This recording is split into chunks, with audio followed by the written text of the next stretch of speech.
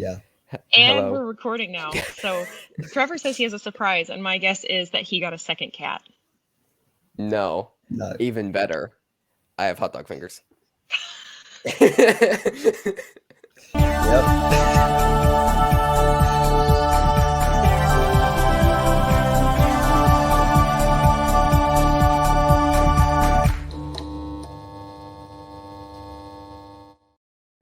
So yeah, I spent $40 on Yeah. these. Worth from every the penny. H24 Worth shop. every penny. Absolutely. Yeah. So yeah. How do they Anyways. work? You just You have put your hand. them. Yeah, you just I don't put know. them on your hand. Yeah. It's- Oh, they Yeah. look ridiculous when you show the rest of them.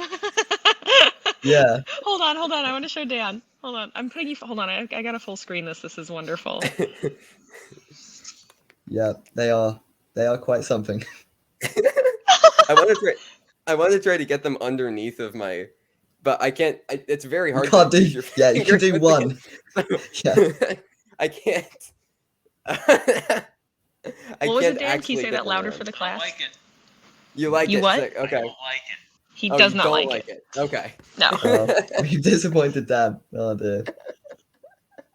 So Yeah. Found a cat though. yeah, nice. This one's not the sick cat though. This is the relatively normal cat. He's only sick in Can't- his mind. Okay. Okay. Well. Yeah. Moving on. Moving on. I was hoping it would actually recognize my mouse doesn't recognize these. They aren't forceful enough. No. It's unfortunate. Well, you found one shortcoming of hot dog fingers. Finally. Yeah. Only just, one. Just the Only one. one. Yeah. Only the one. You should try to go chop some vegetables in the kitchen, see how it goes. You should try and make a hot dog with the hot dog fingers. I think that'd be a good little challenge. Isn't it like cannibalism at that point? Well, yeah, in a way. Yeah, I think it would be you know. funny to do like two Halloween considerations are either Nicole Kidman in the AMC ad or just getting like an ape costume but putting these on and being the ape that defeated the regular apes to make the hot dog finger species. It's abstract. I like the Nicole Kidman one. Yeah. Let's go with the first one, I reckon. Or I can be Nicole Kidman with hot dog fingers. With hot dog fingers. I think that's you. Oh, that's hit what I the nail thought on you the were head with that. saying. We come to this place for magic. Yeah. Except with your hot dog fingers. With popcorn. Yeah. There we go. Oh, no. Well, Coordination's not great. There we go. Now I folded. Funny it. that. I started getting sad now when they air the abbreviated version of Me the Nicole too. Kidman thing. Well, because it also messes me up because I say it word for word. And Yes, you do. yeah. Our theater only did it once or twice, but they're making a sequel. So Well, I heard, You yeah. don't They even stopped get the airing it. experience, They though. stopped airing it. No, we did. It was Oh, just you instead of AMC, it was Odeon. But they stopped airing it as well here. So yeah. Wait, so they just aired I'm the probably never AMC going to see it thing at a again. different theater chain? No, because they actually physically replaced the word AMC for Odeon. So it was just literally the same advert, just because I think AMC is the parent company or something like that. It. Yeah. But So basically the same. Nicole So Kidman I did still get to I've experience never that. I've pop never seen the culture Odeon phenomenon. one. No, I've no. never seen. I think you'll be disappointed. You know, I think you'll be slightly disappointed since it's literally the same. But well, you win some, you lose some. Yeah. I hope yeah, in it the does sequel exist. she teams up with Michael Myers to kill everyone in Haddonfield. yeah, That would be okay.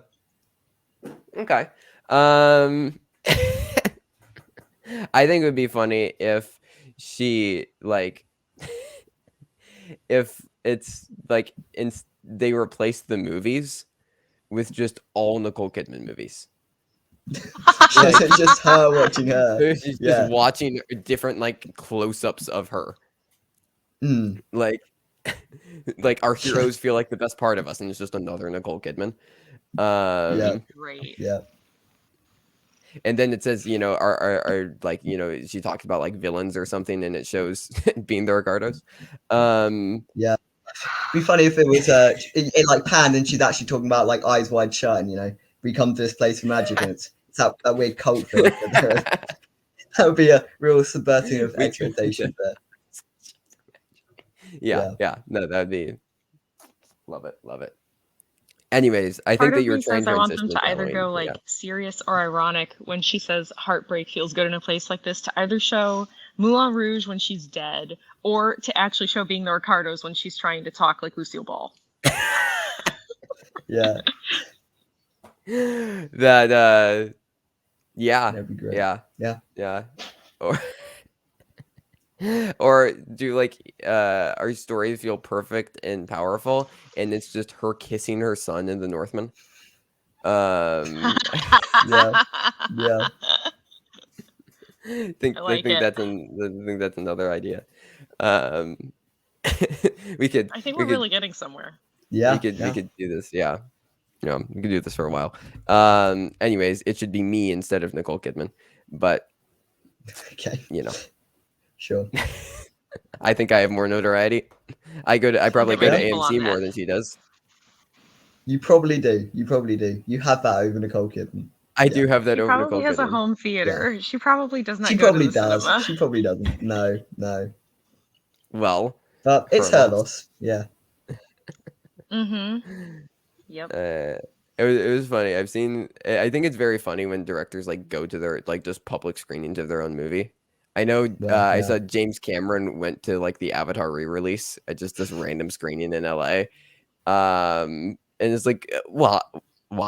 Like, do you really have to go? I don't know. I would do it. Like, I would want to see. Oh no, I would do it too to get noticed, but I would want to just see what the authentic response is. Not like an early screening, not a fan screening, not a critic screening, just a regular normal people screening. I wouldn't be able to resist it. I know Billy Eichner went to. I'd be too scared. He was the only one there, but that's what ruins it a bit. I'd be too scared if like it just doesn't go down well. If it doesn't work, I wouldn't want to know. I wouldn't want to know.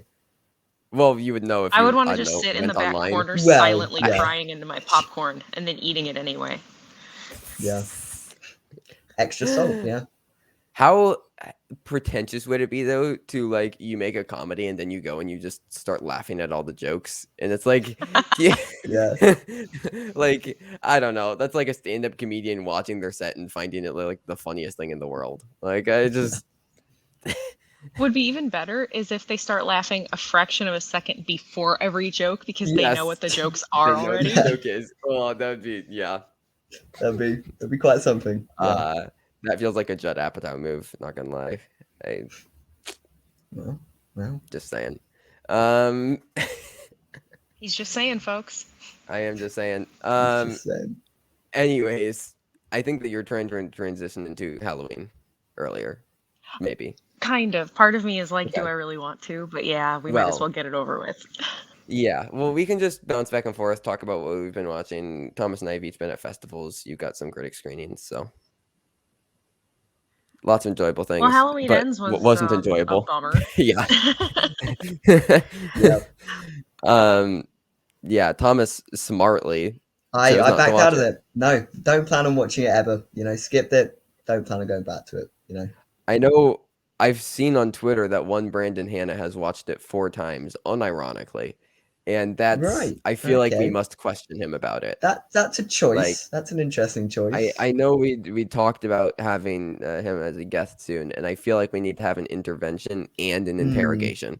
Yeah, it definitely says something about him. I don't know what it's saying, but I also think that Sabrina blinked twice.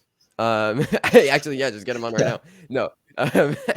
But so Sabrina like needs to blink twice if she's in danger. Like I just, it was like really is 3 times. I don't know. Who's he identifying with in that film? That's my question. that's what I want to know. I know. Why does he feel the need to watch it 3 times? Yeah. Anyways, the movie's very bad and very stupid. Okay. And I think that's. I think that's all we need. Really. I think that's all we need. Honestly, because I've told Thomas what the ending is because I didn't care. Yeah, and just why? Who thought that was a good idea? It was just so dumb. Without going into spoilers, one thing that I realized in the movie that is kind of a flaw in the trilogy, but especially this last Only one, one thing? is Right. I've realized that I don't love old man Michael Myers. The reason being that it's not like old man Stephen Lang, where you're like, oh, this guy is like sinister and mean. You can look in his face, you can look in his eyes and see that he's just like evil. And also, Stephen Lang's characters have not been mentally ill. But the fact that this old man, who is at this point kind of broken and beaten up over his various escapades in this trilogy, is mentally ill. They constantly discuss and reference the fact that he's mentally ill. He's not psychotic, as in like, hey, he's got like a dozen movies worth of killing babysitters and stalking Laurie Strode and all this backstory and whatever. Like all that stuff is decanonized. So he killed his sister, he killed some babysitters, he spent decades in a mental institution, and then he broke out and killed a lot of people. And I'm not excusing acts of violence due to psychopathy and stuff, but they've really made a point to be like, this guy is mentally ill, and Laurie Strode antagonizes this guy, and it causes him to have like, psychotic breaks and lash out, etc. Like the idea that the point of this movie specifically is to brutally torture and try to kill Michael Myers, this old man who is been injured and irreparably damaged, who's suffering from mental illness. I'm not really rooting for anyone to hurt him, if I'm being totally honest. Right. I'm not rooting for them to kill him.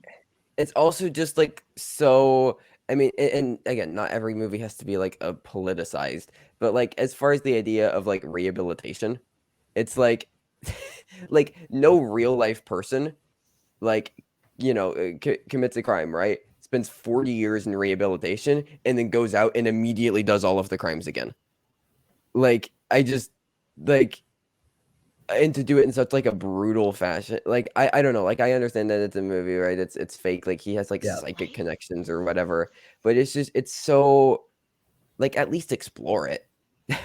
Rather than just being like, I wish they had gone totally nuts with it. Like, they kind of leaned into a couple nuts concepts. If they had gone for it and, like, well, exactly. Just shot for the moon, I would have been into it kind of, because it would have just been insane.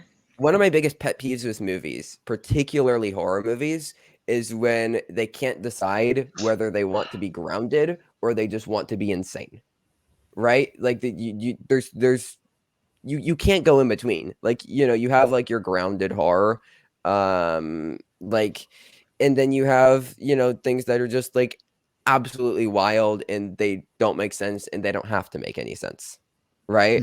Like, I mean, I would, and like it isn't even like thematically, because like I would say something like, I mean, obviously something like Ari Aster's movies, they're obviously have a lot of crazy stuff going on, but they're very character focused and they're very grounded in the drama of the individuals, right? And then on the opposite hand, you can have something like where it's just stupid and crazy and fun. You just have this guy running around murdering people and it's like, oh, that's wild, and it's just like ham it up as much as possible. But when you can't decide, like, you don't entirely commit to going absolutely crazy, but you also just refuse to develop any characters past like a one sentence description of them, like, you can't do both. It just comes across as this just convoluted mess that just has no resonance. I mean, and also like this is all about, the conclusion, everything. Like, I'm somebody, I don't even really like the original Halloween movie.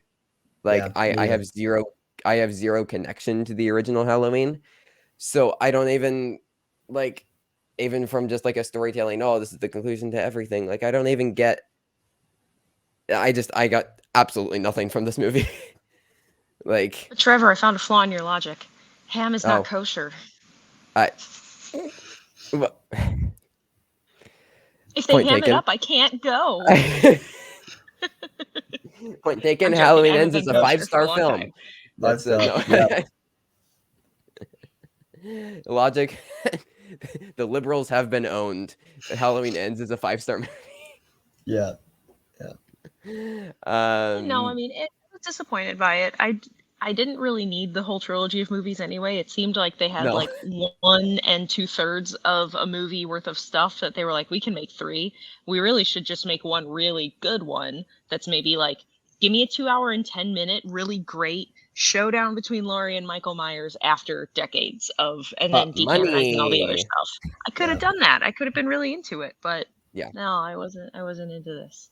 No, it's not a good movie. Considering we've had an overall relatively good year for horror movies, I'm not saying they've all been great, because I know you haven't enjoyed a lot of them, but overall, compared to the usual schlock of the early year horror movies and the like barrage of October horror movies that are generally over 60% lackluster, this year's been pretty good, and this one just kind of stands out to me as a big disappointment, personally. And I would agree, like, there is a lot of great stuff in horror this year. Like, I mean, I haven't loved everything, but, like, I adored Bodies, Bodies, Bodies. Like, I loved Nope, which you still haven't seen Nope, right, Mara? I know. I was riddled with COVID at that time. Yeah. It's streaming now, right? Is it? Okay. I think I can handle that. It is available to rent. Yes. Nice. I mean, we're all going to the World's Fair is another thing that I really, really loved. This I have year. to watch it. You told me I have to. I liked it quite a. You have to be on a very specific wavelength to it. Yeah, I was not a major fan of it, but I respected a lot of the things it was going for. It was a very interesting, unique film. Yeah, it's a very slow and weird movie, and I think that regardless of how you feel, you can at least appreciate how effective it is just being very creepy, and then just whether you actually just really love it or not is just going to be whether you like really slow, weird things. So yeah, I mean, Crimes of the Future, another thing that I really loved this year. Pearl, I adore.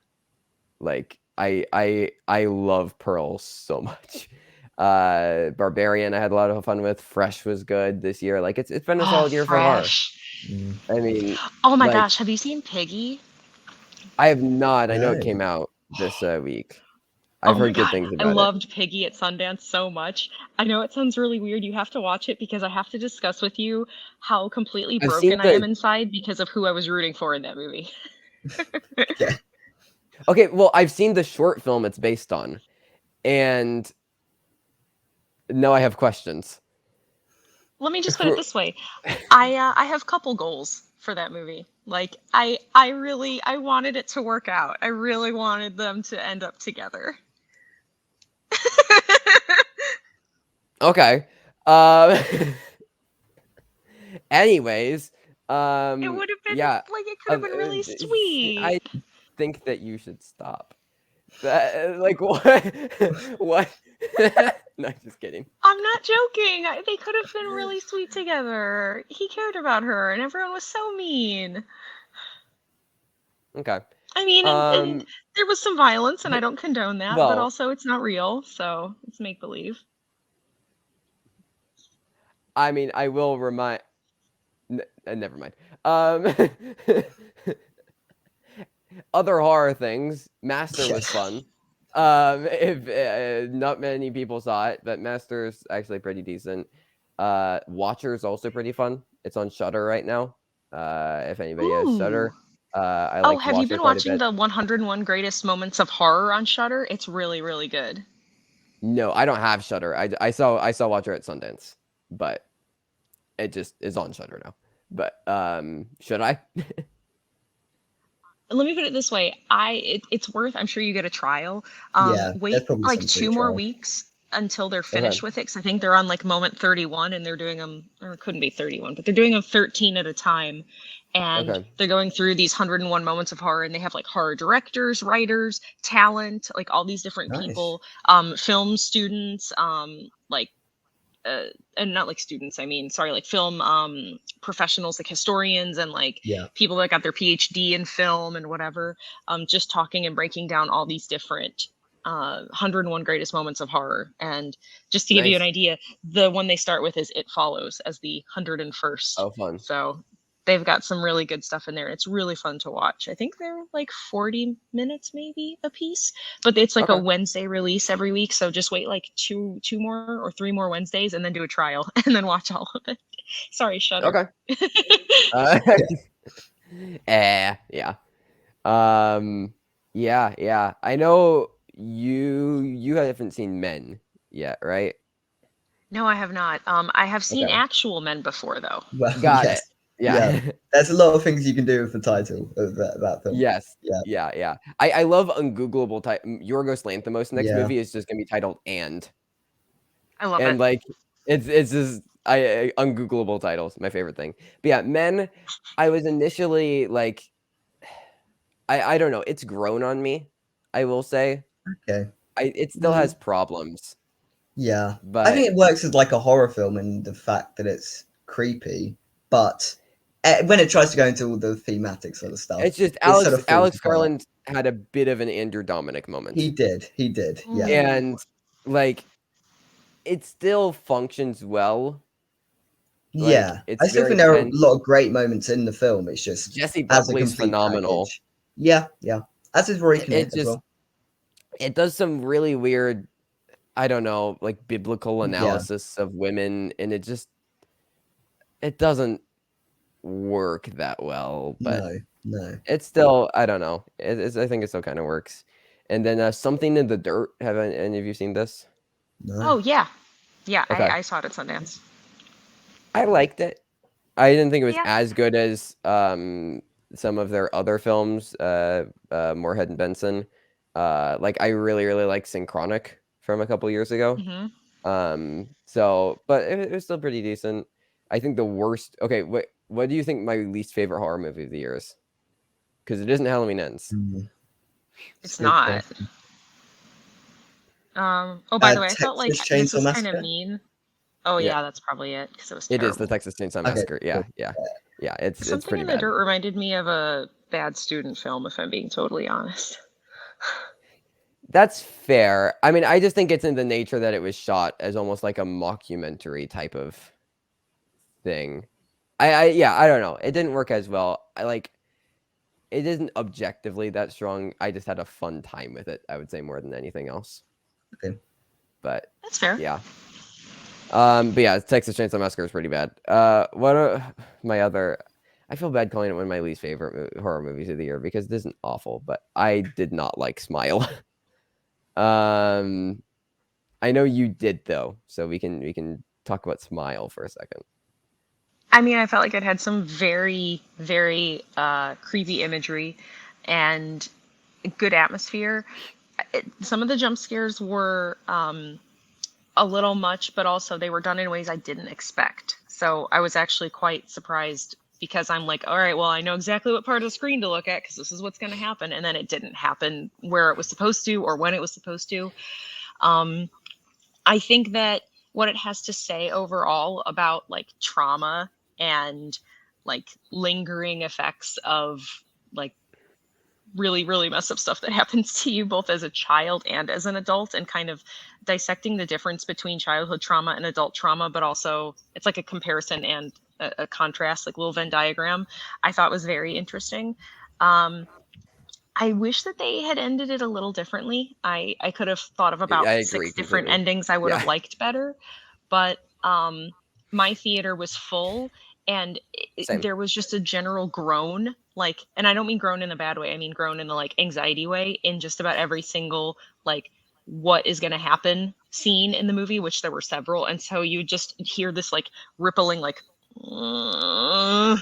over the whole theater, and it was so funny because it sounded like the entire theater was trying to poop.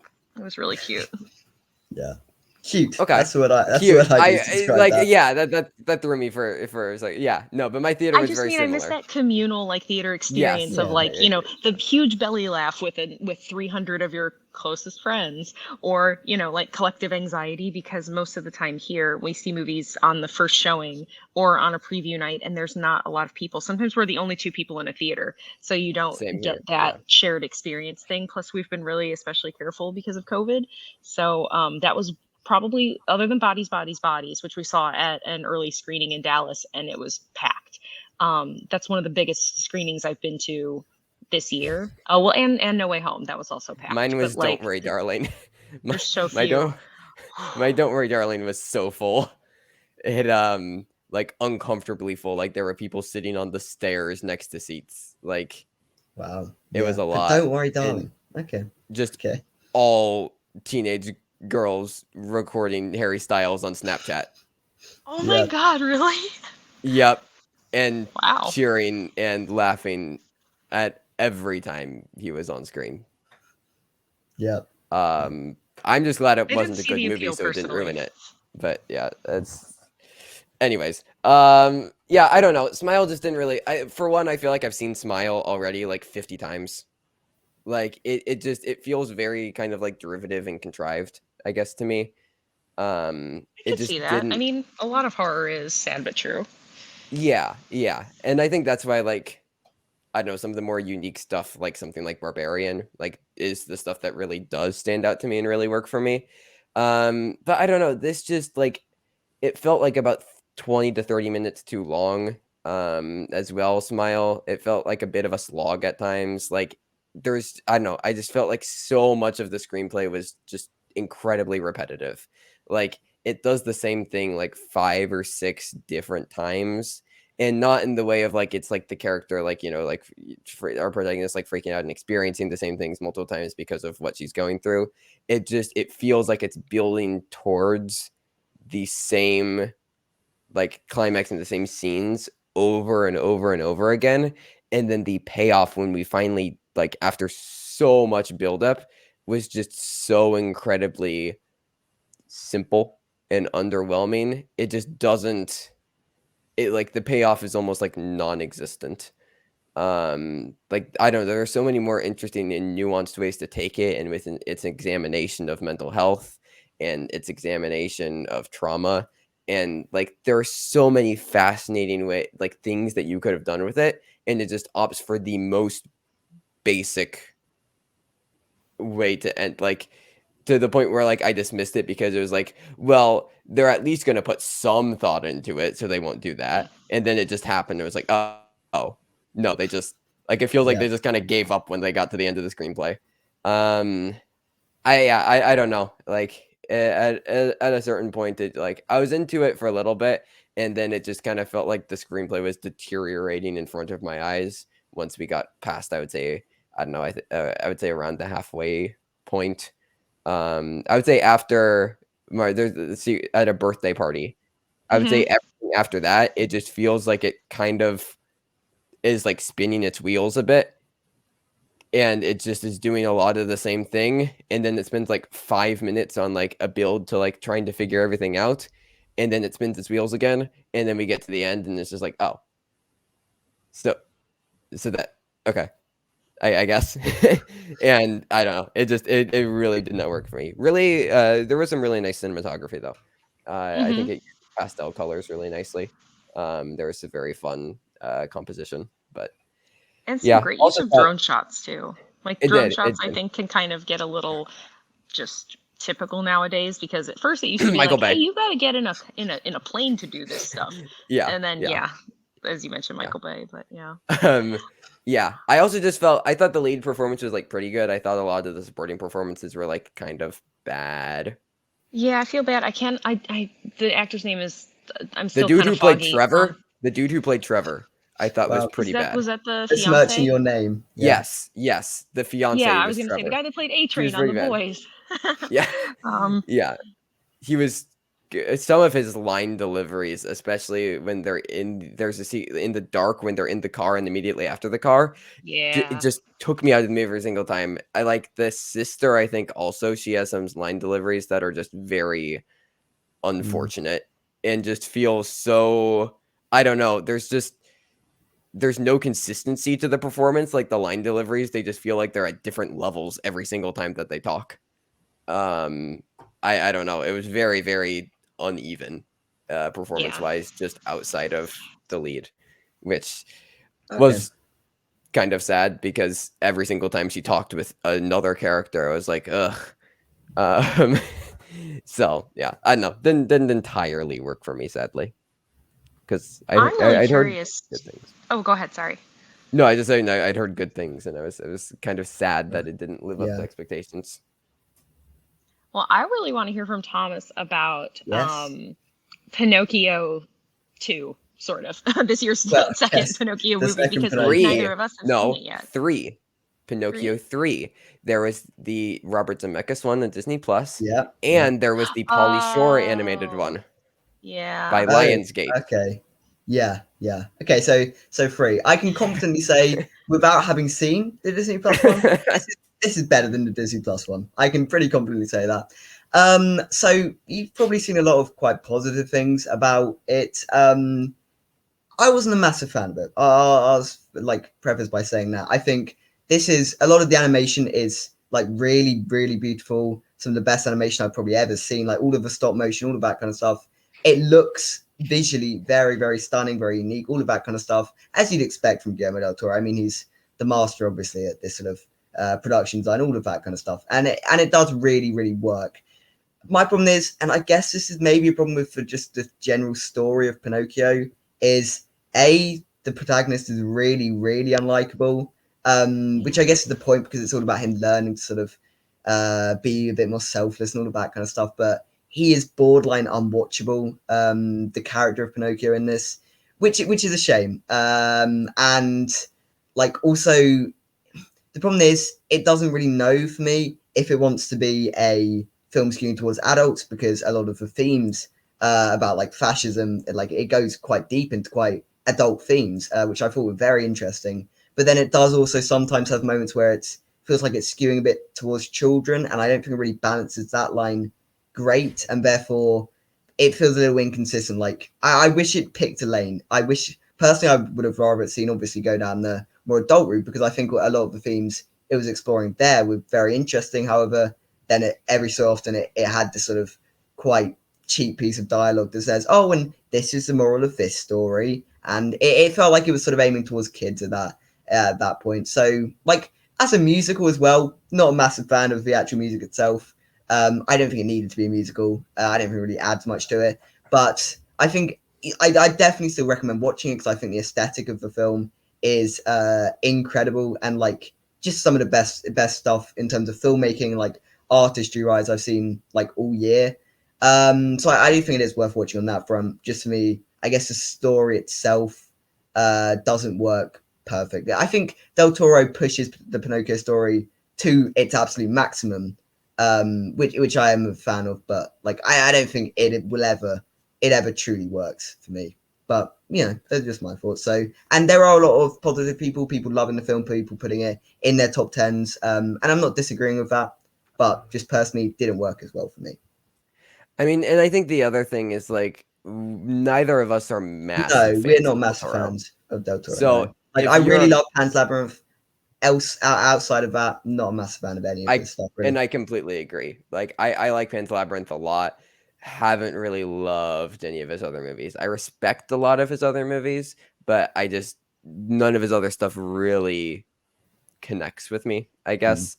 Yeah. So like I think that, I mean, I obviously I haven't seen Guillermo del Toro's Pinocchio, but like I think that this will work very well for Del Toro fans.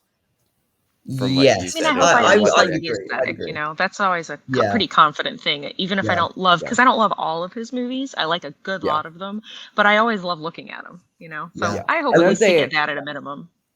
I will also say it's the funniest thing. Basically, there's like credits and it says Cate Blanchett was in the film, and I was like, I don't remember Cate Blanchett being in it. And then it gets to the credits and she is literally playing a voiceless monkey. I don't know how they got Cate Blanchett for that role, but it is literally, she doesn't speak. It's just she is credited as this voiceless monkey character, and I thought that's very weird. Wait, does she make any noise?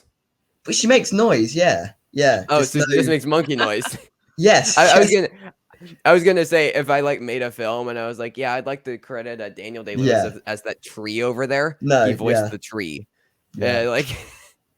But yeah, I thought that was very funny because I was like, I don't remember Cate Blanchett being in the film, and I was right. She is barely in the film, but yeah. Because she was on like the red carpet, I think, yesterday at LFF. She was there.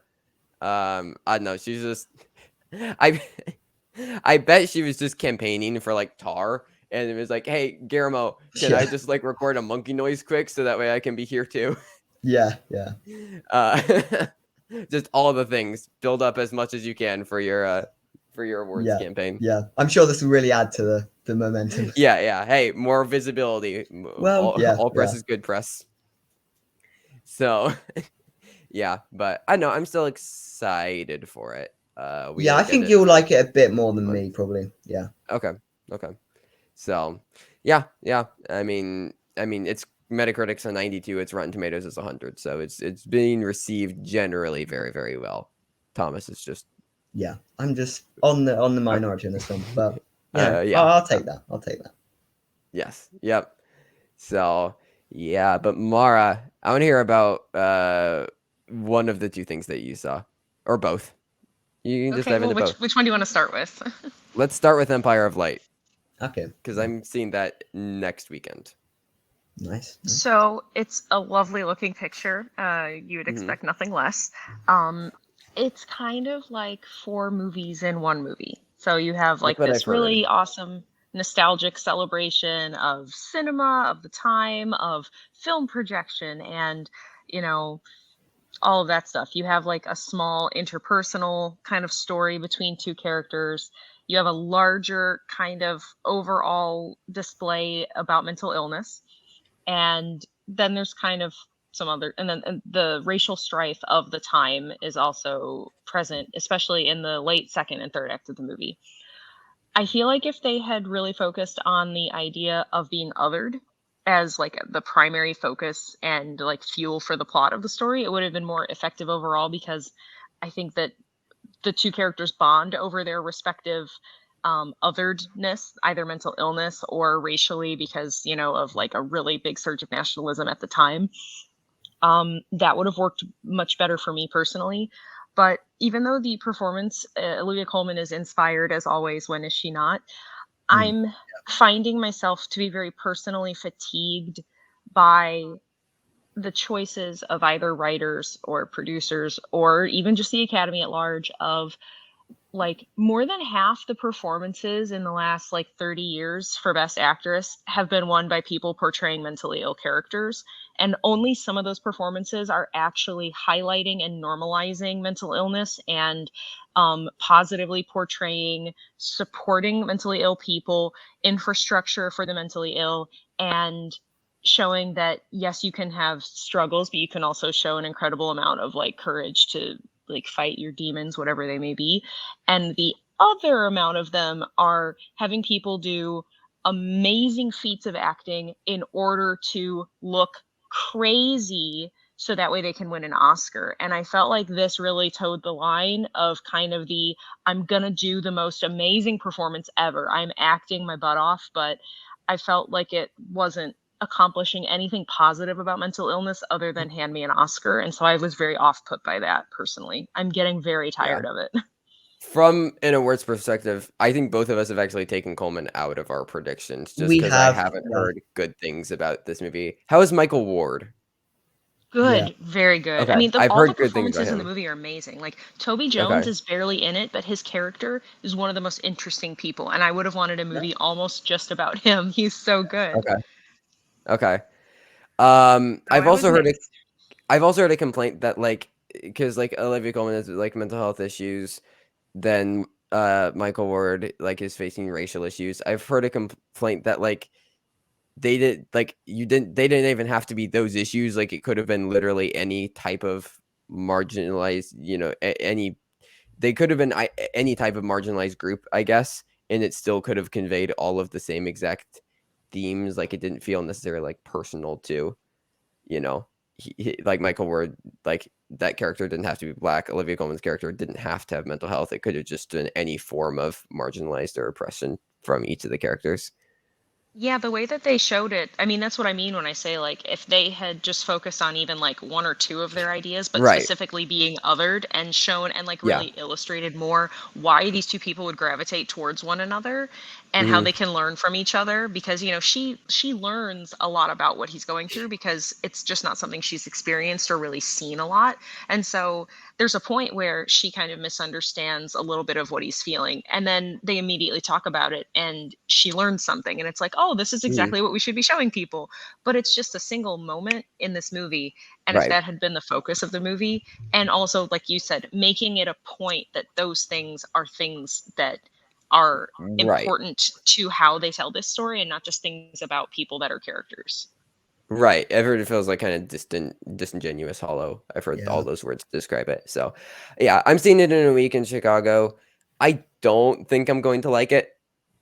I don't know if you think, knowing my taste, do you think that I would enjoy I it? mean, Like, I think you'll find it a bit unfocused, but I'm never okay, surprised by what people like or don't like because somehow, okay, some way, something just hits you the right way for a reason maybe you can't even articulate. So right. I think you'll think it's a beautiful movie, though. It looks Well, yeah, gorgeous. I do like Deakins quite a bit. I think as just everybody does. I don't know if Yeah. anybody's like, yeah, no, that Roger Deakins guy makes ugly looking movies. He's a hack. Yeah. So, yeah, but well, maybe Tarantino would say that. But yeah, Well, looking forward to you that. guys were just talking today about After Sun, though. I really want to Yeah. hear some of what you guys have to say, and then please plug Yeah. your video when it's gonna be ready too. So Yeah. So just before recording this, Thomas and I were recording a review of After Sun, and it's the best movie of the year. It is. For I both didn't. of us. It's both of our favorite films of the year. It's rare that happens, but yeah, I didn't think that anything was gonna be able to top Everything Everywhere All at Once for me. Like, Oh. I've expressed almost every week on this show how much I love that movie. But After Sun at the is start of the just, show, yeah, you had the hot dog fingers. I had the hot dog yeah. fingers. I mean, and I still love Everything Everywhere All at Once. Obviously, just because I like something else doesn't mean that diminishes my love of a movie. No. But like, Jesus Christ, After Sun. Yeah. Whoa, we're throwing the Lord's name out there. This is intense. Jesus Herman Christ. Yeah. Wait, that's not it, right? No, it is. Herman is his middle name for Herman? sure. Yeah. Yep. Are you not joking? No, I don't know what it is. Okay. Oh, You got me there. we can't do You this got to me. Jewish people. We don't know. Herman. We probably shouldn't have been so gullible there to believe that. I don't know why Herman. Herman probably didn't even exist like 2000. No, that's what I was thinking. Yeah. Okay. That's getting clipped out further till Too the end of naive. time. Yeah. No. God was like, I want my son to be bullied. I'm just gonna make that canon now. In my head, his name is Jesus His Herman, name is Herman Christ. Christ. Yeah. I love Last it. name Christ. Yes. I'm That's gonna his name my last next name, cat is it? Jesus Herman Christ, and I'll just call him like HC. Herman. Yeah. Just call him Hermie. Hey, Hermie, what's Yeah. And when he gets in trouble, Jesus Herman Christ. Yo, Hermie, I got some sins today. Yeah.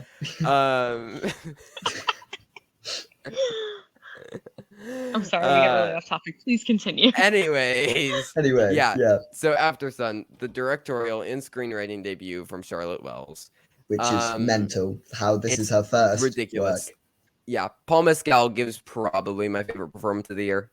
He is phenomenal. Phenomenal. Just so much like depth and understanding of just what this character is and everything represents. Like, early in the film, there's a 3-minute long take of him just standing outside of like their hotel smoking.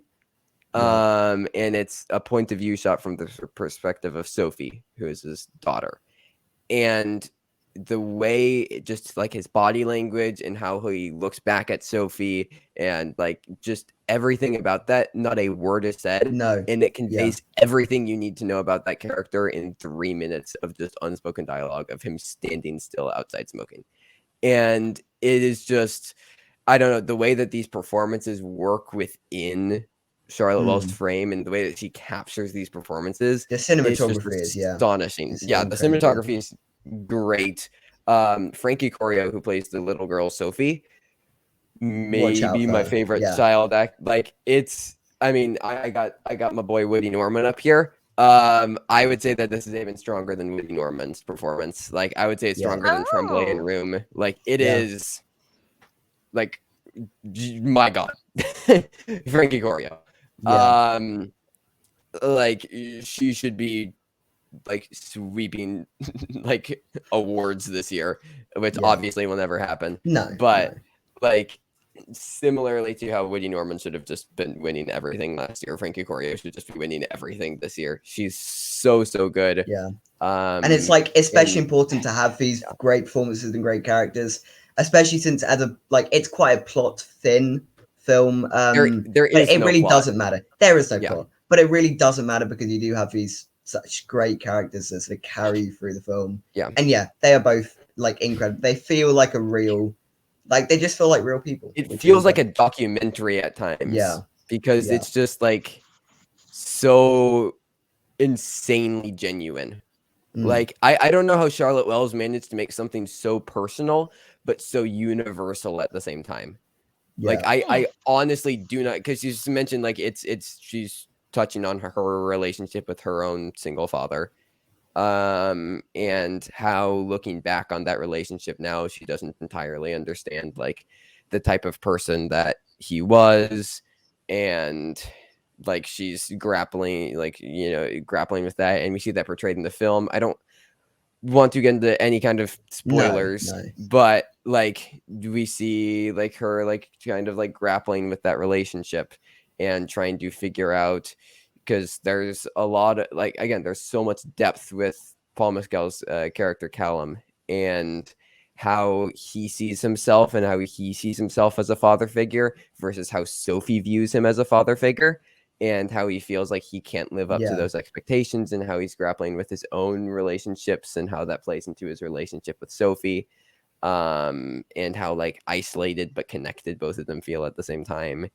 And like there is in the last like couple minutes of this film, there's an editing transition. The editing is insane. I mean, the editing's insane. Like, it's some of my favorite editing ever, and how it incorporates like throughout the film, they're like recording the vacation on like a camcorder basically, and how it incorporates those camcorder sequences into the regular film, like into the film, and then there's a payoff later in the film that just makes those camcorder sequences like heartbreaking. So powerful, but there's an editing transition in the last couple of minutes of the film that like simultaneously made my jaw drop, made me want to like scream, and made me sob all at the same time. It's just stunningly good. And everything is done very subtly as well. Like this is a definition of show don't tell. Like the screenplay, the dialogue, I mean, it's great. It is truly phenomenal, but it's never like telling you anything explicitly. It allows you to come to your own conclusions, and it definitely rewards you for sort of actively engaging with it and like going along with the journey. It rewards you definitely with just impeccable payoffs that will leave you emotional.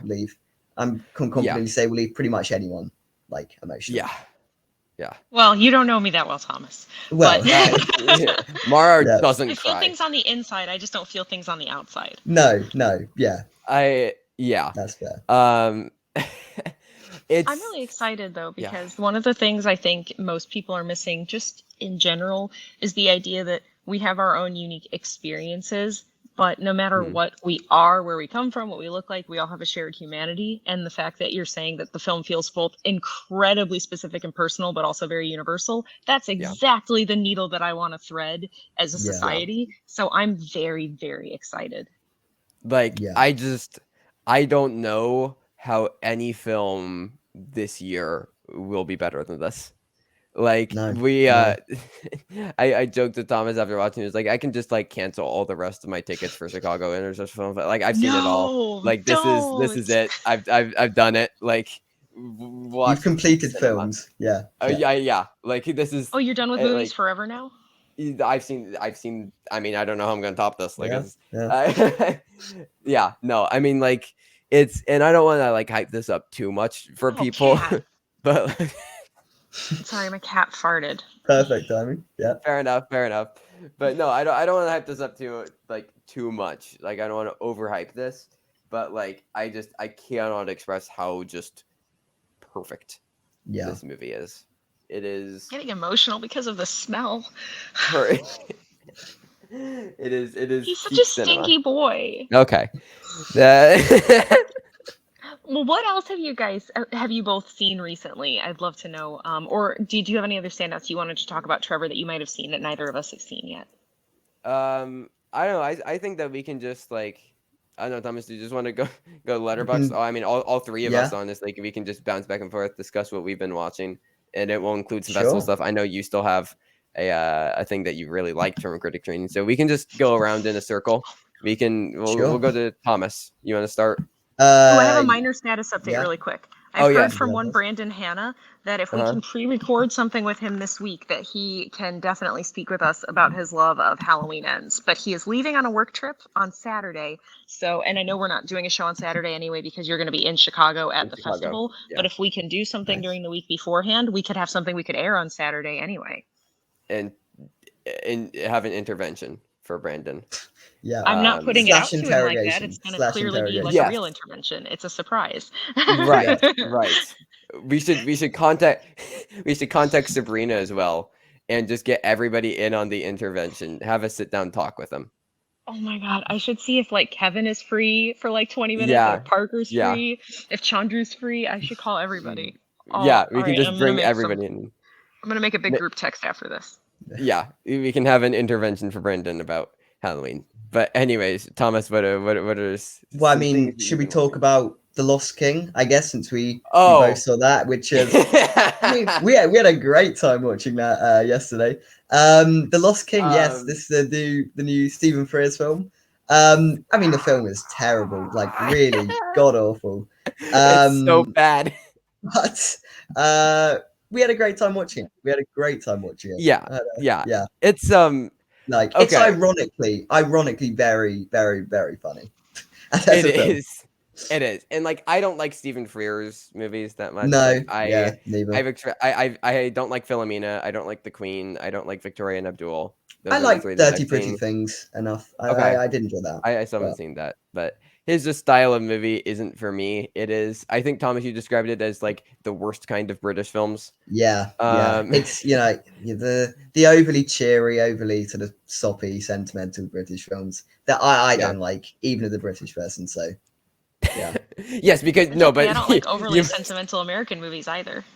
No, that's true. But yeah. So Mara, I will say, do you know the controversy behind this film that we discovered halfway through watching it? This is so funny. It's so funny. I only know a little bit of mild film controversy of the year. It seems like generally people have kept it pretty under wraps. What's going on? So, I am sure as you know the premise of this film, right? It's this amateur archaeologist and like historian who becomes obsessed with Richard III's grave. Inexplicably becomes obsessed for no reason at all. There's so many reasons too. And joins the he joins the Richard III Society, which is a thing. But I'll just read out the controversy. So the lead archaeologist involved with the true story, because this presents it as a true story. It says based on the true story, right?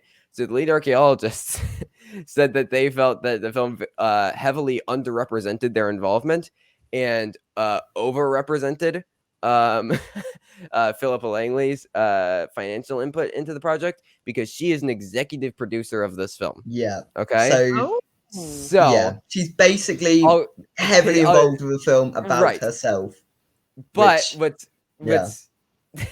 so Langley says the archaeologist took undue credit for finding the remains of Richard III, and that she had led the search, raising the funds for the dig, and commissioned the archaeologist. According to the archaeologist, this isn't true. She didn't do any of the actual archaeology or anything like that. She just like funded it. Also, all of the people that are presented as like villains, they're like, no, we're never going to fund this. This is stupid. Yeah. They're like, no, we just said that we are going to fund this. And I believe everyone who greenlit the project. Yeah. So it feels just like sort of history, incredibly narcissistic. It's also very weird if you've seen the trailer. It's not a spoiler. She starts having like visions of Richard III, and the fact that she's made a film about herself having visions of Richard III makes me did like actually think did she actually have these visions? Who knows? I need Indiana Jones's input on all of this. I need to know his thoughts. Not Harrison Ford. Indiana Jones officially. Yeah.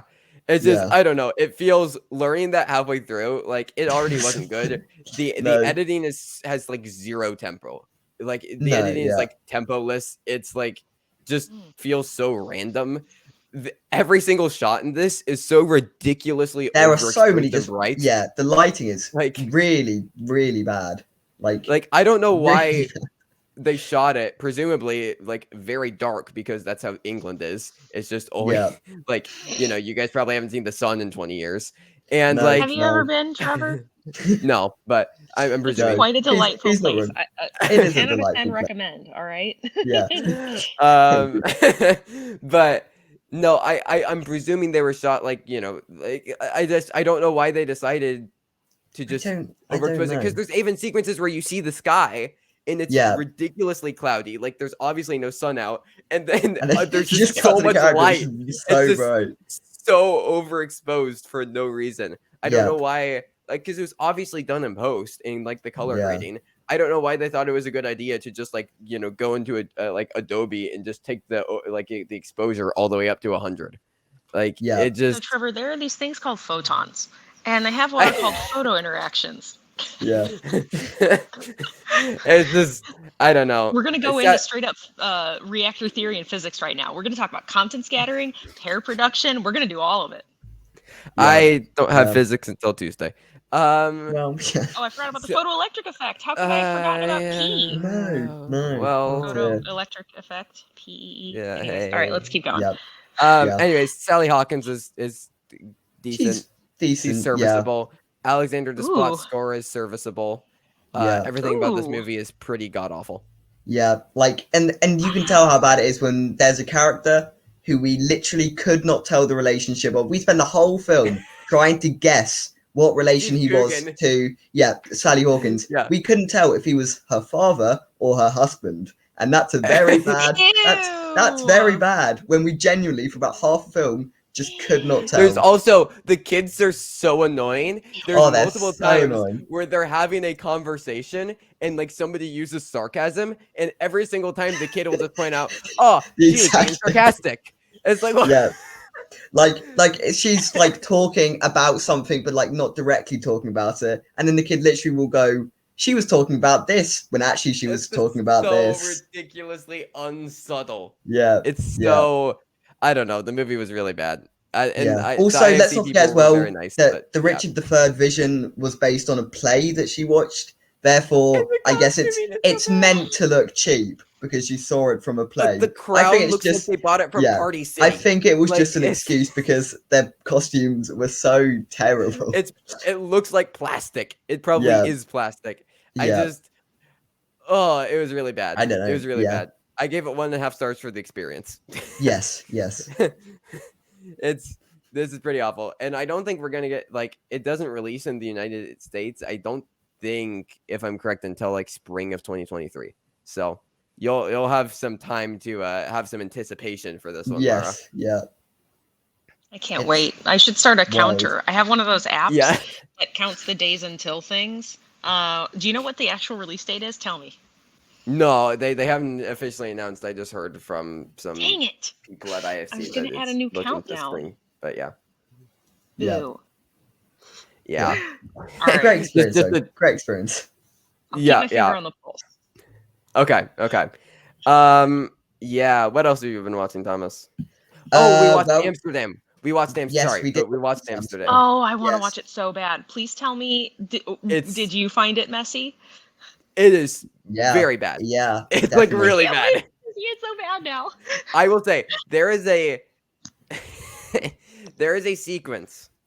You may have seen it circulating on Twitter, but Margot Robbie shoots somebody. Oh, okay. Yeah. And I just don't think they understand like negative space. Like there are just like two characters on one side of the frame, and then the rest of the frame is just black. And like, but it's also so funny because like there's 6 characters, right? And it keeps on cutting around to all of them, and they're all directly facing the camera. Okay, so it's like, how is this like? Are they just all standing in a line in front of the camera so that way the camera can look around? Because they obviously aren't in a circle because the camera's not moving, and like everybody's facing directly to the camera. Like it makes no like it feels like everything was shot on different days. Like they would shoot one thing and then they get like, I don't know. It is so ridiculously messy. Weird. It is so underdeveloped. there's heard way the performances were very lackluster as well. Did you? The performances guys find are that bad. to be true? Yeah. Like, I think some of them are okay. I think Christian Bale is okay, and I think Chris Rock is actually not terrible in it. I think other than that, I thought that he was pretty bad. I thought that Chris Rock was pretty bad. Honestly. I thought he at least knew the sort of film that he was in, whereas everyone else felt like it. Similarly to how I felt about House of Gucci's ensemble cast. Yeah. None of them knew what film this gives. Were in. I will say this does give major Gucci vibes. This gives major House of Gucci vibes. So I have to get a house full of my friends together and force them to watch it. Except there isn't even like a serviceable Lady Gaga performance. And it's not even like fun like House of Gucci was. Right. Like House of Gucci was a bit of a fever dream. This is just a sort of throwaway, forgettable thing. Bad. It's bad. Yeah. It's just it's so dull. It's way too long. It's just really bad. Also, there is so like there's this message of the film, right? And Christian Bale's character, like they were accused of something that they didn't do, and he has this message, this whole monologue at the end. We just all have to be kind to each other, and just because somebody made a mistake in the past doesn't mean that they can't be forgiven in the future, and we need to look at kindness over punishing people for for whatever they did, right? It's like, yeah, real subtle, David O. Russell, like Jesus. Herman, I don't it's so bad and so self-serving. Like, please never make movies and go away. Like, I really want to see it, but I also don't want to give David O. Russell any of my money. I bought a ticket for Bros. I bought a ticket for Bros and snuck into it. Yeah, because Bros I'll needs have money. To contemplate my choices, but I don't know if I'm gonna wait for it or what. But I have to watch it. But I do not want to give it any money, or at least I don't want to give David O. Russell any money. No, I can't do that. No, but like it's. Yeah, it's really at least it didn't look as ugly as I thought it would look from the trailers. Well, it's Lubezki. It's Lubezki. Yeah, like exactly. The cinematography isn't too bad, so at least that is one sort of saving grace of the film. Isn't too bad. That's a big endorsement right there. Yeah. Like Lubezki's a good cinematographer. I mean, Birdman, Tree of Life, The Revenant, Children of Men, Gravity. Like, yeah, exactly. He knows how to shoot movies. So I mean, Y Tu Mamá También's pretty great. Like, it's just his vision doesn't work. No, at all with what David O. Russell wants to do. Felt like a lot of clashing ideas, not just in terms of the screenplay not really being focused, but everything just sort of doesn't come together. Oh my God. What? I was just looking through Emmanuel Lubezki's filmography. So I just listed some of his stuff. He worked with Terrence Malick with like The New World, right? The Tree of Life, Gravity, Birdman, The Revenant, Children of Men, all these things. You know what else he did? What? The Cat in the Hat. Oh, wow. That's a Lubezki movie. Wow. The Cat in the Hat. Interesting. Which doesn't look terrible, to be fair. It's a very stylistic film. It's a stylistic film. Sandwiched in between Y Tu Mamá También, Ali, The Assassination of Richard Nixon, The New World, and Children of Men, as well as Burn After Reading with the Coen Brothers and Tree of Life. Amidst that run, Sleepy Hollow also right before then. Amidst that run is The Cat in the Hat. Yeah, The Cat in the Hat. Don't listen to them, Sir Pounce. Don't listen to them. What a choice from Lubezki. How did they get Lubezki? Hi, Bubba.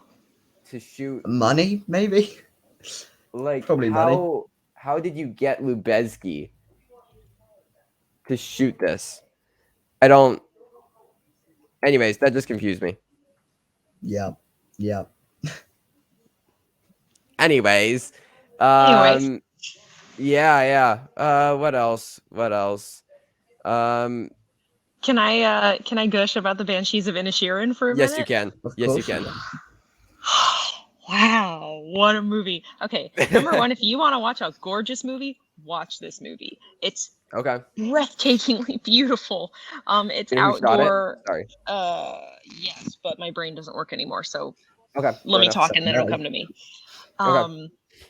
if you want to look at how to make a movie outside and have it look just beautiful and vivid and gorgeous, and also just make Ireland look like the coolest place on the entire planet, watch And that that's movie. hard. That is hard.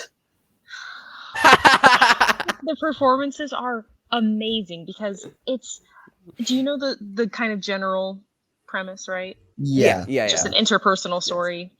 Right.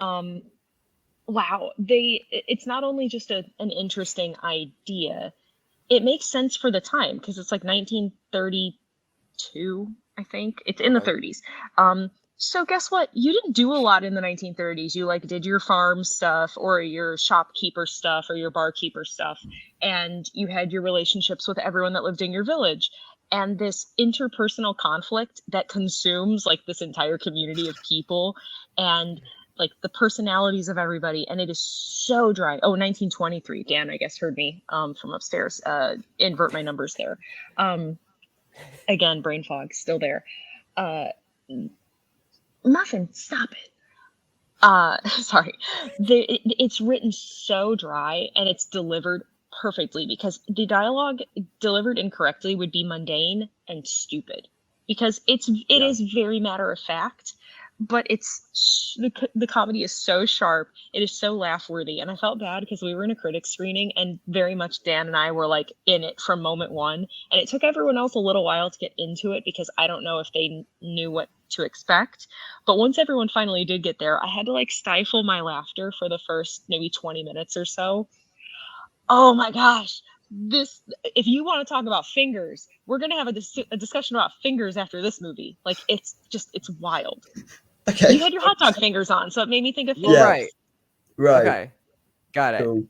Got it. What I've heard, So good. From what I've heard and reactions I've heard, I think that Brendan Gleeson could like win an Oscar for supporting actor. Yeah, we're both. What I've heard. I'd love that. I mean, I definitely think they'll both get nominated, both, and plus Carrie Condon as well. I had a lot of buzz about her. I've heard Carrie Condon's really great in it. Yeah. Also, there's a character like, named Jenny, who is just. Is that the donkey? Is Jenny be. the donkey? Okay. Jenny well, I've heard. Donkey. I've heard that the donkey kicked Colin Farrell while on set, and they had to pause shooting. Oh, I didn't know Jenny did that. Bad girl, Jenny. Bad girl. yeah. I read an article where Colin Farrell was talking about that in an interview, and like he kicked. Yeah, he was like walking with Jenny the donkey, and Jenny kicked him, and they had to pause shooting for a couple days because like for him to recover. Oh my gosh, that's the best story ever. I loved it. I thoroughly loved it. I was really glad we saw them as a double feature, and it was Empire of Light and then Banshees of Inisherin. Nice. And I'm so glad it was in that order because I would have felt really like bummed if I saw this really awesome movie and then I saw a movie I was very mixed on. And I'm glad it was the opposite way because I got to leave and be like, oh my god, that was so cool. I had such a good time. Yeah. Still waiting on like times for confirmation, but I'm hoping to get that into Chicago. It's either I have like 2 slots in 4 movies that I'm going to try to fill with it. Well, like I'll only be able to see 2 of them. It's Tar, Triangle of Sadness, Banshees of Inisherin, and Till. Yeah. And I'm going to try to get in 2. I would say I think you know which 2 you should get in. Tar and Banshees. Yeah. Those are the 2 that I'm linked to. Have you guys seen Tar? Those are the 2 you would want to get in. Have you seen Tar? No, I haven't, but everything I know about it tells me that Tar. I think you'll love Tar. Yeah. I think that I'm going to love it. Like, I think I'm going to love Banshees, to be fair. Like, I love you're a big Martin McDonagh fan. Yeah, exactly. Yeah. In Bruges, one of my favorite films of all time. I know not everyone loves Seven Psychopaths. I had a great time with it in 3 Billboards. Definitely worthy of that Best Picture nom. So yeah, I'm really looking forward to it. We get it this weekend. So not to Oh my gosh, I'm so excited. Finally, UK release dates are playing into my hand because you don't get women talking until like January and February. February. Yes. Yeah. Gotta love UK release dates. Oh, hey, you got Ticket to Paradise 3 weeks early, okay? Shut up. You don't you don't get to complain. You got Ticket to Paradise 3 weeks early. Paradise 3 weeks and you neglected to see it. I did. Whoops. Oh dear. Yeah. No. You missed Ticket to Paradise. Yeah. I did. But no, very excited because like I've only seen 1 McDonagh. I've only seen 3 Billboards and I didn't like it. But everything that I've heard about Banshees. I haven't seen Oh In my Bruges. god! I know I Oh haven't my seen In Bruges. god! I'm probably You should planning watch on In Bruges watching it. before you watch Banshees. I because know. Yeah. it's good to see If them I'm going to together see before that. if I'm going to see Banshees, like if I can confirm Banshees, I'm probably going to watch In Bruges sometime this week. Yeah. Before I would go see Banshees because I want to, and I think I would like it. I think you'd like it as well. Yeah. I mean, we've talked about this before. Yeah. At least I think even if you don't love In Bruges, I think you will really love Banshees. Okay, I've heard some people even call it his best. So, wow. I think it will be. Okay. Yeah. Nice. Yeah. I'll shout out a couple of just 4 older things that I watched before we get back into some newer stuff. I rewatched The Bling Ring, and I like that movie. I watched that recently too for the first time. I I think it's a bit of a hot take when it comes to this film. I like The Bling Ring quite a bit. I have a really fun time with it, and I enjoy it. I like Sofia Coppola a lot, so I like it. okay, I really nice. want to watch the Netflix thing that just came out. Like, I think it's a Netflix documentary or something. The real story behind it. Yeah. I just think it's wild just that it even happened, but I really enjoy the movie, especially that long single take of them in the house, like where they're just slowly getting closer. I love that. Yeah. No, the ensemble cast is all like really fun in it. I mean, it's a very like grimy and dirty type of feel to the movie, and like the way that it's shot and lit. So I don't know, it works for me. I rewatched Philomena Before the Lost King, a movie that I hate. How did that get a nomination for screenplay? I don't know. Like, I don't think I could ever watch that again. I saw that in what I believe was the Movie Pass days. Yeah, I think it's just mediocre. Like, there's just nothing really to it. Bland and just I don't know, and all the messaging about it, and like how it even just like how it handles like the spoilers, sorry, for a 9-year-old movie, like the son being gay and working for like the Reagan and Bush administrations, and just kind of like glossing over that and be like, no, he was a good successful, like, I don't know, I would rather have a movie about the son than about them trying to find him. It was just so boring. I don't know. I saw And the Band Played On. Are you familiar? I mean, I haven't seen it. Okay.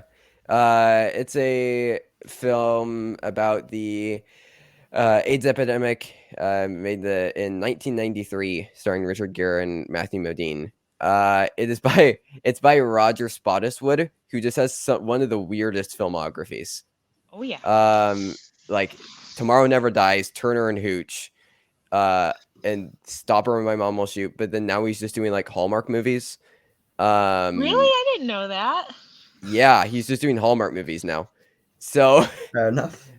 But yeah, I don't know. It's about like the doctors who are like trying to like figure out how to like create a cure for the AIDS crisis and all like the political infighting and stuff. And like it was very much like very obviously a movie made to educate people and like mass audiences in the 1990s. I mean, it was a late night HBO movie, right? It was made to reach a predominantly straight, oblivious audience in the 90s and educate them about the AIDS epidemic.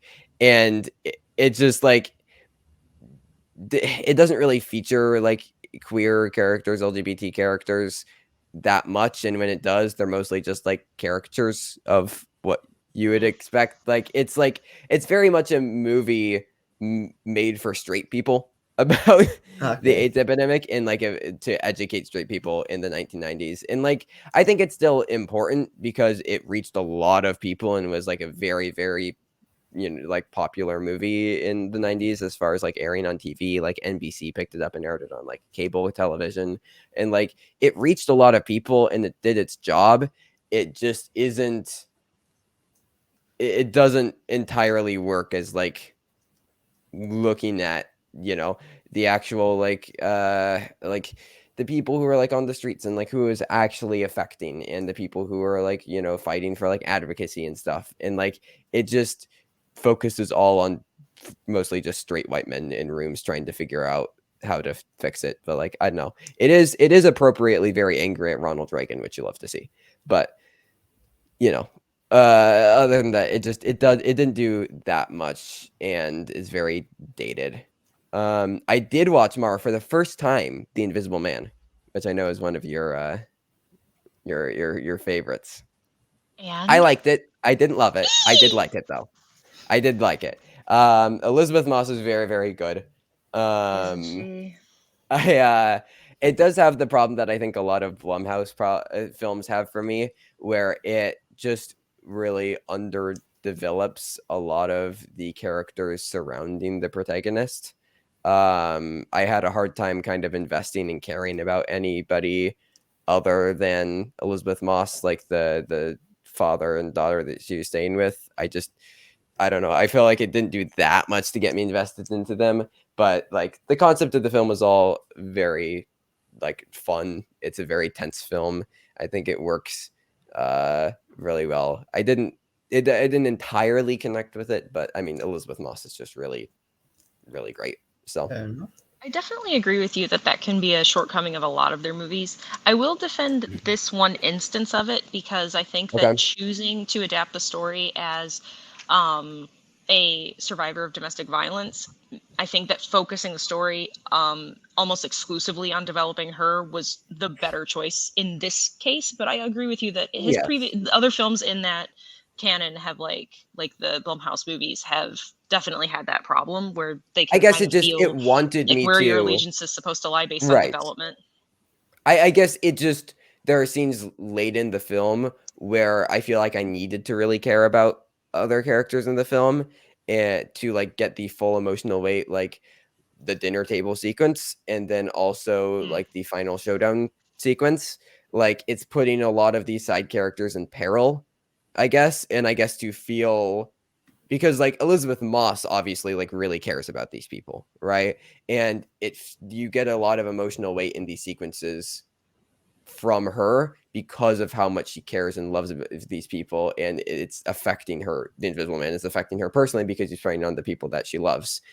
So I guess for me to be with Elizabeth Moss entirely and be with our protagonist and move along the story with our protagonist, I feel like I also needed to care about these people to feel fully the stakes that the movie wanted me to feel. And it just took me out of it a little bit when a lot of those moments that I think were supposed to hit hard for me and where I was supposed to feel like, like scared for these characters or like feel the danger of these characters, I just didn't. But like, I don't want to feel like I'm coming across negative on this movie. I still enjoyed the movie a lot, but this is the one problem totally that I have with pretty much every Blumhouse movie. I feel like has that problem for me. So. Oh no, I agree with that. A lot of the movies have that deficiency for sure. Yeah, and then it was midnight, and I like half watched Fast Five on TNT. Oh, I saw that. Yeah, I was wondering what that was about. I watched most of it. I fell asleep through part. I was drifting in and out of being asleep and waking up, but I probably saw 85% of Fast Five, and it's fun. I like Fast Five. It's objectively not very good, but I don't know. Fast and Furious movies are very fun and stupid. I know you've seen like the first two and then like F9, right, or something like that. Fate of the Furious, Hobbs and Shaw, and F9. Yeah. Wait, so you've just seen quite a jump. You just sort of skipped the transitional phase and just went straight from the serious stuff to the. I know. Fast Five is straight up, I think, the best one. That's what a lot of people say. Yeah, I really want to watch it. I still stand by the fact F9 is the best for me. Like it's when this franchise really knew what it was going for. It's subjectively not a very good film, but they are not good movies. No, none of them are. None of them are good. Like the first one was trying to be good, realized it wasn't, and then it just sort of and then it just evolves into being realizing how stupid it is. Yeah. Yeah. Too Fast, Too Furious is fun as well, to be fair. It is not, but Wow. Does anybody else? I have a couple more Chicago things, but who else has other things that they've been watching, whether that be new releases or previously, just like older films? Did you guys watch Till? Yes. Okay. Nice. Are you allowed to talk about it? I mean, it's premiered at New York Film Festival and people reviewed it. So Then I think so, yeah. I haven't definitively heard a yes or a no, so I'm gonna ask for forgiveness, not permission. all right. I liked it. The performances are great. I was actually surprised at. I didn't realize it's kind of like when I watched Room, where I didn't realize that literally half the movie is in Room and then half the movie is after Room. I didn't realize how much of the movie was about the aftermath and the court case and the legislation and stuff like that. So I was actually surprised, and I thought that was a really interesting way to do it, to kind of look at the legacy of it and not just the trauma and the act of violence itself. I think that it took me a while in the movie to decide, because at first I was very uncomfortable at their use of the imagery of the body, but I actually think that it was used really well, because it's really only primarily done in one scene, and they wait a very long time to show you. And I think because of the message of the movie, which they say in the trailers is like it's about showing the world what actually happened, I think that it was exactly the right thing to do and exactly the right way to do it. And I think it's supposed to be uncomfortable because it was just absolutely horrible. So I've heard it's done pretty tastefully, like comparatively to some people's expectations. So absolutely. And I think it can get a little overwrought in one particular scene, but overall I think it's very, very well done. I hope people watch it. How's Deadweiler? Oh, amazing. Okay. Amazing. Like I've heard that she's like, I mean, Oscar winning competitive good, with how strong her performance is. So yeah, I've heard movie. It's her movie. Yeah. I've heard it's like, just like a full showcase. Like I've heard mixed positive about the movie, but like just nothing but raves for Deadweiler. So I mean, it sucks a little bit because like people that are familiar, like I remember learning about it not just as a person growing up in the greater Chicagoland area because of the fact that it was really, it broke up there, but just in school and stuff, knowing where the things end up with the plot of the story, and knowing where some of the people involved are now still, it's a little depressing to watch, because the movie does not mislead you. It doesn't give you a false expectation of what can happen. So if you know what happened to the people that were involved, you're not going to be like misled and think, wait a minute, are they doing a Quentin Tarantino? Or are they going to retcon history for this? But it also makes you really sad because you know exactly where it's going, and you know just exactly how disappointing you can expect to feel for that story and for those people, and for people today that still just got away with doing terrible things. But but I think it does a good job of kind of leading people along that have no idea, that for some weird reason just don't know this story and how important it was. And I think it leaves you in a pretty good place, because it kind of talks about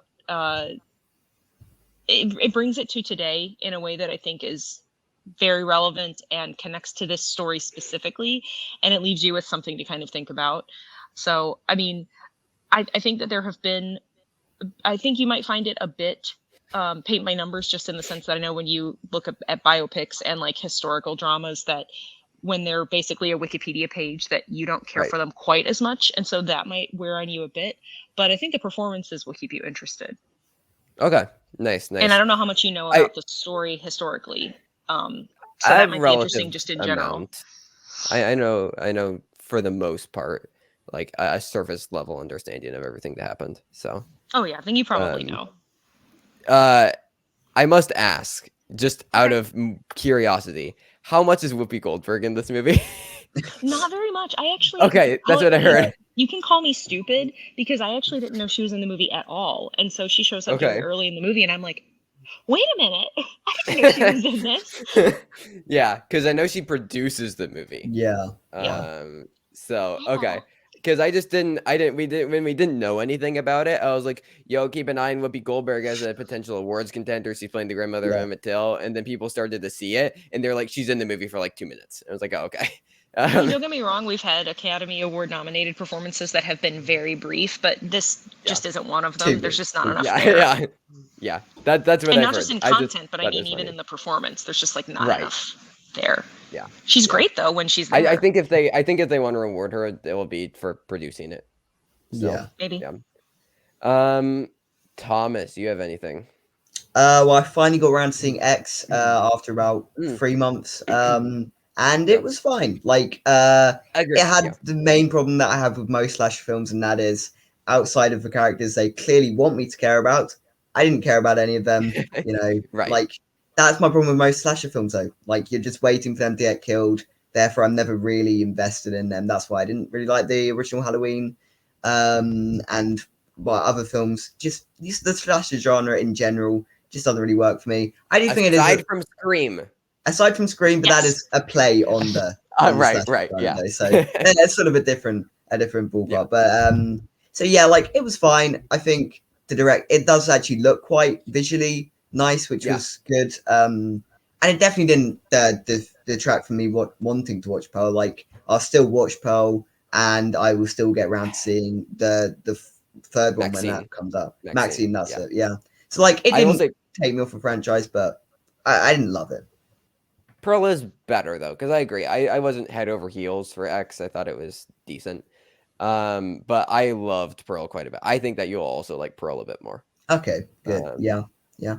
And then it's much also, more like a character study, I will say, rather than the slasher.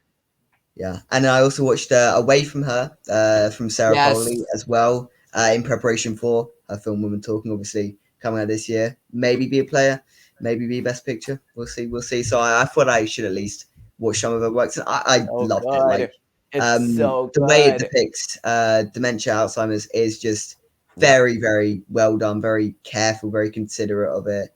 And you know, it never at any point feels exploitative, which can which can be a problem sometimes when you're dealing with topics like this. I don't think it's quite as an interesting examination of the film like The Father, but it's still like the characters are very, very good. It's very well directed, and just makes me even more excited to see what Sarah Polley, what Women Talking is like. Yeah. Have you or Dan seen Away from Her? No. Okay, you gotta. Like, Sarah Polley's so good at the movie making thing. The making of movies. The making of movies. Any other things, Mara? Oh yeah. So it's funny, speaking about slashers and like fodder for the slasher. Oh my god, my cat is being so extra cute right now. He's stretched out like as far as his body can go, just all on my laptop. So if something bad happens, oh, hold on, he turned off my sound. I can't hear anything. Okay, we're back. So I rewatched all of the Nightmare on Elm Street series, including the remake, and then almost all the Friday the 13th movies. I think we might watch 2 and 3. In what period of time? Just over the last like week and a half. Okay. So, like last night we watched 3 Friday the 13th movies. So like, you know, we're kind of kicking really quick with it. Because Dan just put out a ranking video, shameless plug, of his personal favorites of the Nightmare on Elm Street series, which is our favorite horror series, by the way. And then Friday the 13th is next. Sorry, he clicked my Siri button. Come on, stop it. And then we're doing Halloween last. So we'll finish probably the last 2 if we're going to rewatch them. Friday the 13th, 2 and 3. And then if not, then we'll just roll straight into Halloween. Nice. Yeah. Oh, and then I rewatched Scream 4 with my friend Kaylee because she had never seen it. And Scream 4 grows in relevance every year in my estimation. I remember liking it when it came out. Not loving it, but like liking it and thinking, oh, okay, yeah, I guess that could happen. Sure, it's a little far-fetched. No, it's totally realistic. And I agree, it is also my second favorite movie. And I love it so much. Well, second favorite movie of the Scream franchise, we should clear out. I'm sorry, of the Scream. Yeah. And also throwing it in the letterbox top 4. Yeah. Doing my customary watch of House of the Dragon tonight. Kaylee comes over every Sunday and watches it with us. Tonight. Yeah. Oh, and she has a puppy, and I'll have to show. Well, when I say puppy, I mean a 5-year-old German Shepherd, but you know what I mean. So whenever I leave her place, Sir Pounce comes and he smells me when I get home, and he's like, "Traitor!" So, yep. I also finished Star Trek Voyager, by the way. Nice. And I think I might do a really quick rewatch of Downton Abbey because I love it so much. Okay. I love so much like rich, pretentious white people television. You have no idea. Like Downton Abbey, Frasier. Like I love pretentious white people TV. Okay. Yeah. Okay. I mean, as I think if you recognize, that's fair. That's fair. Oh, I didn't watch any of it, but both of you finished She-Hulk. Oh yeah. It got better towards the end slightly. I do think based on like the ending was sort of the best possible thing they could do at that point to sort of salvage what they were going for. Like I did the fake out, like without going into spoilers, it's pretty well known how it ends, but in case you ever want to see it, Trevor, which I know you probably won't ever get around to it, but like the ending there's like a fake out ending and then it takes you to the real ending. It did work for me personally, and I do think the last couple of episodes, especially when Daredevil sort of shows up, I do think it does pick up a bit. However, as a whole sort of thing, it didn't work and was still not good, really. Yeah. Mara, you got an interesting tweet. Yeah, I really just want to talk about the reception, like how people are talking about this show rather than my thoughts on the show itself. Because, so I tweeted that I don't think there's ever been a show less my taste than this one. That's not a statement of quality about the show, even though I do have some issues with some of their portrayals and their lack of nuance, and how I do think that they kind of inadvertently radicalize people against what their message is about radicalizing people instead of endearing people to having empathy for their main character. And I think they just kind of poked the proverbial misogyny bear instead of like tricking people into finding common ground with her and the struggle of some women in society, etc. All of that notwithstanding, though, I just mentioned that it wasn't my taste. So I didn't attack people that liked it because I'm not going to poop in someone's cereal. That's not my business. That's not what I do. I also didn't need anyone to try to convince me that I needed to like it because I didn't. And that's not a statement about the writers or the actors or any of it. Just not my taste. Well, I had someone who decided that in order to prove me wrong, that there was in fact one show that was even more not my taste, they sent me the YouTube link to the Heil Honey, I'm Home show, which, if people don't know, was the very brief, as in one episode aired and then it was canceled, Hitler sitcom. And I don't mean like funny haha Hitler like Taika Waititi Hitler, who never thought I'd say that Hitler was one of my favorite movie characters of all time, but it sure is. It's the version of a sitcom where Hitler and Eva Braun are next door neighbors with, I think it's the Rosensteins. Honestly, it doesn't matter. It's a name that ends in Steen that's very overtly Jewish. Goldenstein. And it's Goldenstein, okay. And it's a funny haha like kind of portrayal, and it was intended to be like satirical, and like it was made like the cast was primarily Jewish, just as a point of fact, but it didn't execute well. Like Taika Waititi could have executed Hitler very poorly and it could have been really gross, but it was done exactly the right way because the satire was Nazis are the butt of every joke, as they should be. But like, why would you think that in order to prove me wrong that is an okay thing to send someone? Like, that's a bummer. Also, and it really sucks because like Roxy really loves She-Hulk. She's I know. I was just gonna say, and people are being anti-Semitic to her, right? Yeah, I mean, there's been a real like flush of it coming out recently, and that's a bummer. I mean, I will say that I kind of wish that because I know that she said she doesn't care if people don't like it. I do kind of disagree with that a little bit because I feel like that diminishes the fact that I also have an opinion about not liking it. But also, I'm glad she loves it. Do you really think I want people to hate things? I'd rather enjoy everything. Like Kevin Smets unironically enjoys every movie. He loves the magic of filmmaking. He loves people demonstrating talent and ingenuity and commitment. And he knows the industry, both as an actor and as an editor. Like, he loves movies. He loves every movie he sees, like to varying degrees, but he just loves movies. I wish everyone were like that. I wish I were like that.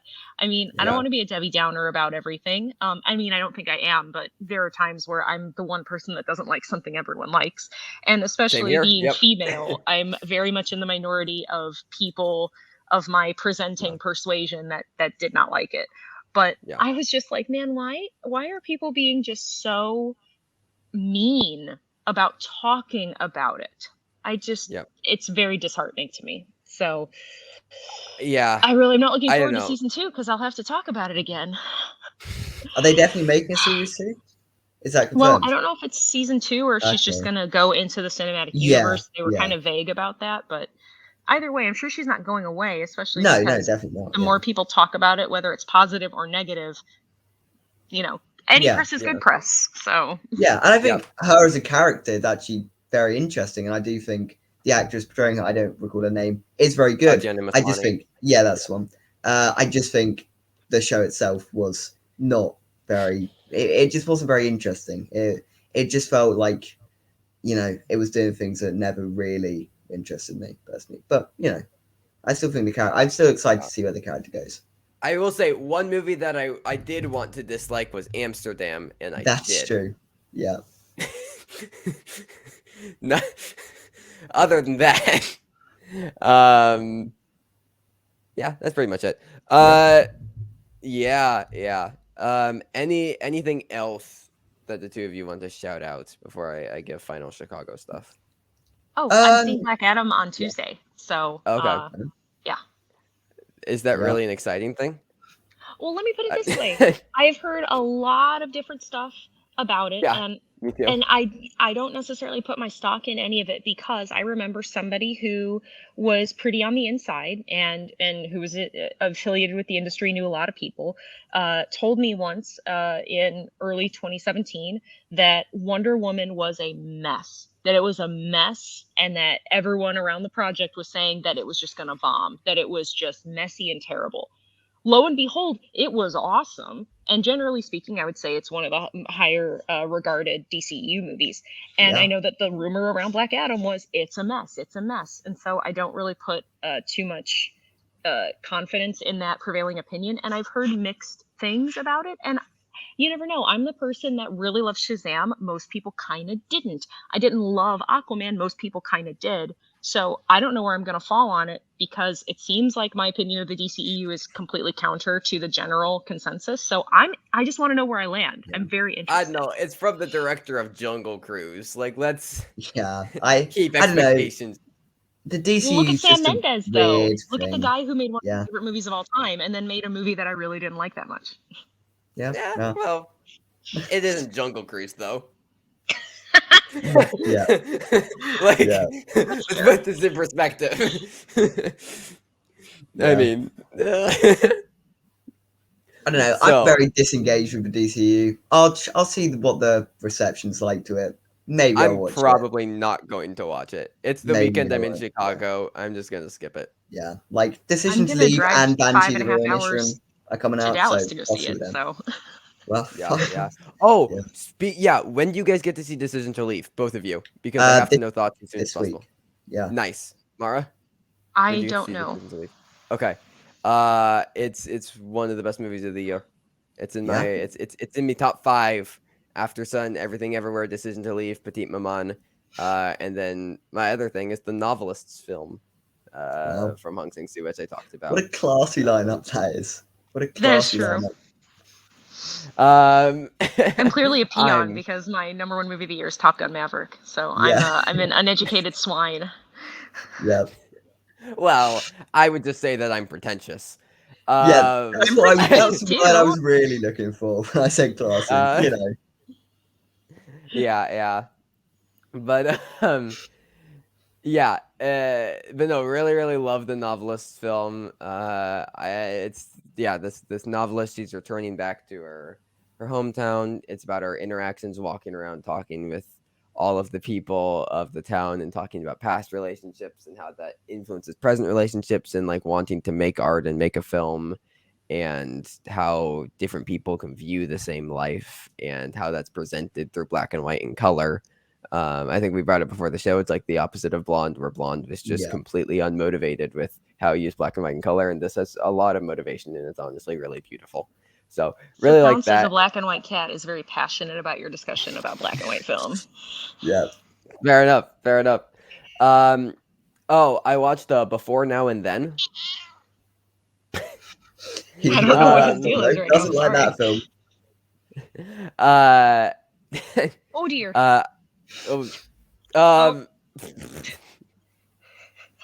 I'm probably gonna butcher the name, but the director is Camilla Andini.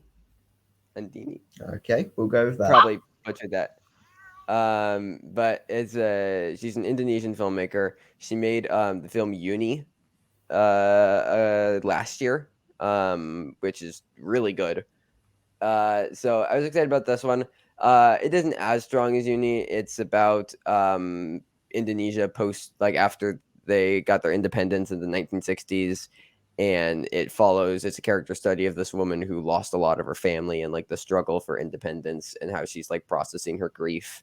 And like it isn't much that we haven't seen before. But like there are some really special moments in this film. Like there's some really magical moments. I don't know if all of them like come together entirely to do anything that's that new or interesting, but overall I think it's still pretty strong.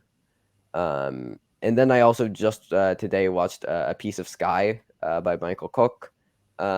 This is a Swiss film, and it's a bit too long. It's 136 minutes. Okay. And it's very slow. It's a very, very slow film. And I like all the cinematography is beautiful. Like one of the best shot movies of the year. A lot of the ideas it's trying to accomplish are beautiful. I just don't know if it does all of them in the most effective way possible. It kind of gets a little bit lost, it feels like, throughout the film, and it loses focus of what it's wanting to be so many times. Like it's it has its focus and then it sways a little bit and then it's off the road and then it gets back on the road for a little bit. And it's just a bit, and it'd be a bit more bearable to be like that unfocused if the movie was shorter, but for it to be so long and so unfocused at the same time, like I still like the movie. I still think it works when you get to the end. It's just a very rocky road to get there. So, okay. Yep. But then, and then Thomas and I are going to be watching Corsage soon. And then new Vicky Creeps film, just won London Film Festival. And then gonna have Mars One, Brazil's submission, gonna be watching that soon.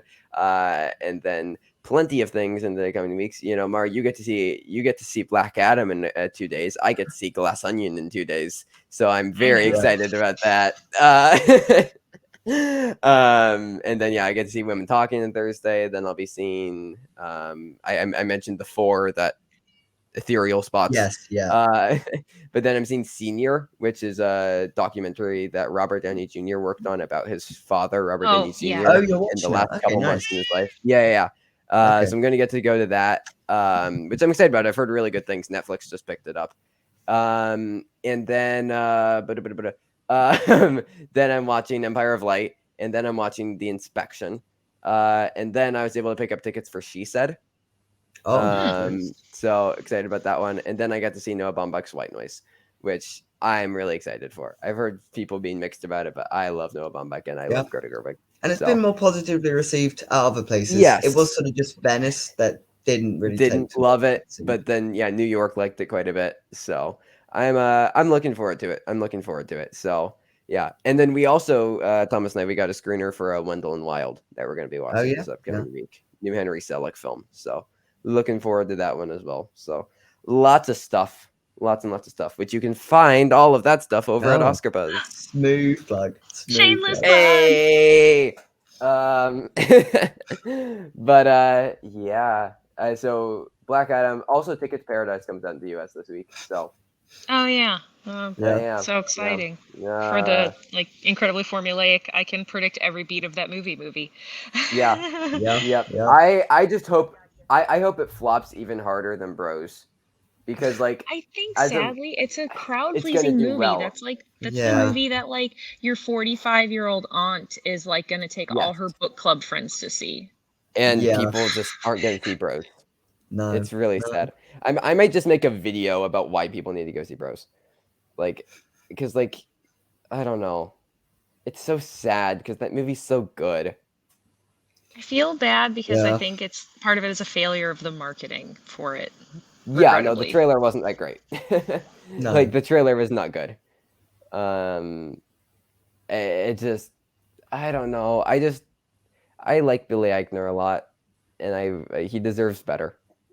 Like, the movie's so good. Anyways, You know what? We should maybe at some point in the future when it becomes streamable, we should do a watch along because maybe we'll get some new people to see it that haven't seen it before. We should. Yeah, get it out a little Plus, bit. you're 17 now, so I can ask you to watch a rated R movie and know that I don't have to ask your parents for permission. We have done that before. Well, we've asked we've made sure I've asked you to ask your parents if it's okay first. Every time, I never did that. But you lied! You are a lying liar. I lie when I go into AMC for time to the employees. I can't trust a thing you say. No, you can't. Yeah. I'm not gonna share any personal data with you ever again. You're Okay. off the wedding invite list, Trevor. Thomas has been added to the wedding invite list. I'll send you the Zoom link, Thomas. You're more than welcome. You can just zoom into the wedding. Yeah.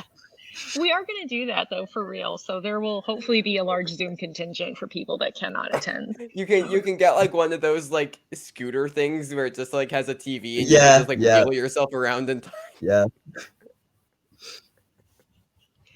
Oh my goodness.